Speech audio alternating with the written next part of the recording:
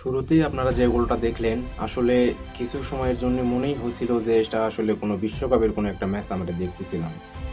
এক একটা গোল হচ্ছিল আর মনে ফুটবল প্রেমীরা এই কারণেই এত রাত জেগে খেলাগুলো দেখে।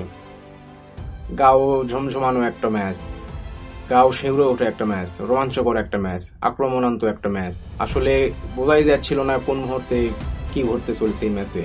শুরু থেকে শেষ পর্যন্তই খেলা ছিল দুই পক্ষের খুবই আক্রমণান্ত, কিন্তু ভাগ্যের ব্যাপার হচ্ছে যে রিয়াল মাদ্রিদের এত ভালো ভালো প্লেয়ার থাকা সত্ত্বেও তারা সেই ম্যাচটা জিততে তো পারে নাই।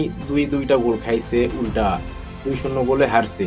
প্লাস রিয়াল মাদ্রিদের সাদা জার্সিতে লাল লাল দাগ লেগে গেছে। সেটা হচ্ছে যে একই ম্যাচে দুইটা লাল কার্ড একের পর এক। আসলে খেলা দেখে মনেই হচ্ছিল যে এটা রিয়াল মাদ্রিদের কোনো খেলা না, এটা হচ্ছে কোনো একটা নতুন কোনো একটা দলের খেলা। এত বড় বড় এত দামি দামি প্লেয়ার থাকা সত্ত্বেও এত ছোট একটা দলের সাথে 2-0 গোলে হারছে আবার দুইটা লাল কার্ডও খাইছে।